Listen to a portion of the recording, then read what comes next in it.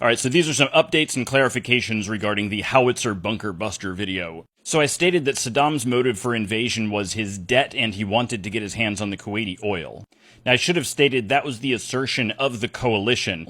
Saddam's assertion was that Kuwait had been slant drilling into Iraqi oil reserves. He had been making this claim in the United Nations for some time before the war. Now, the West says that their evidence that this is not the case is that Saddam was planning the war months in advance. I'm not entirely sure how that counts as evidence for motive. Now, when it comes to the evidence for the slant drilling, there are some people on Quora and Reddit who insist that it absolutely happened, but they don't seem to have any primary sources. There are some people who say it happened, I was there, but they don't say what they saw. As a layperson, I assume that slant drilling takes place underground, so just tell me what you saw that proved slant drilling. I just would like to know.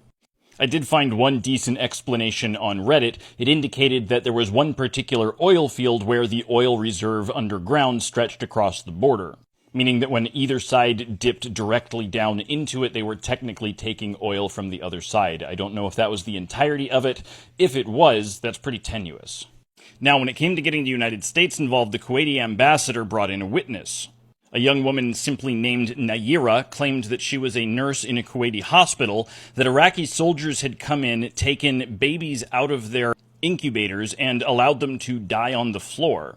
What was later revealed was that this was actually the Kuwaiti ambassador's daughter, which is why he didn't mention her last name, and there's no evidence that she witnessed any such thing.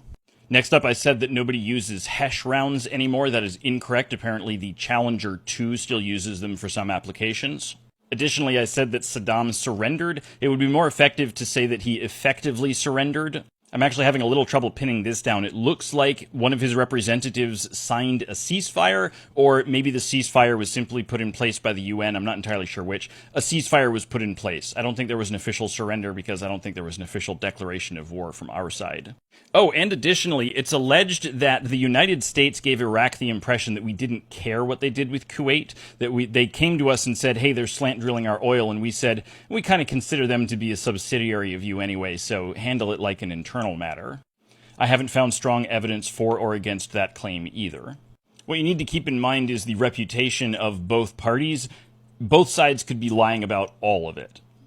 And my standard disclaimer, I am not an authority on this topic. I'm not even an authority on how to research topics like this. So, if you've got evidence for stuff that contradicts anything I say, please bring it. I'm absolutely here for it.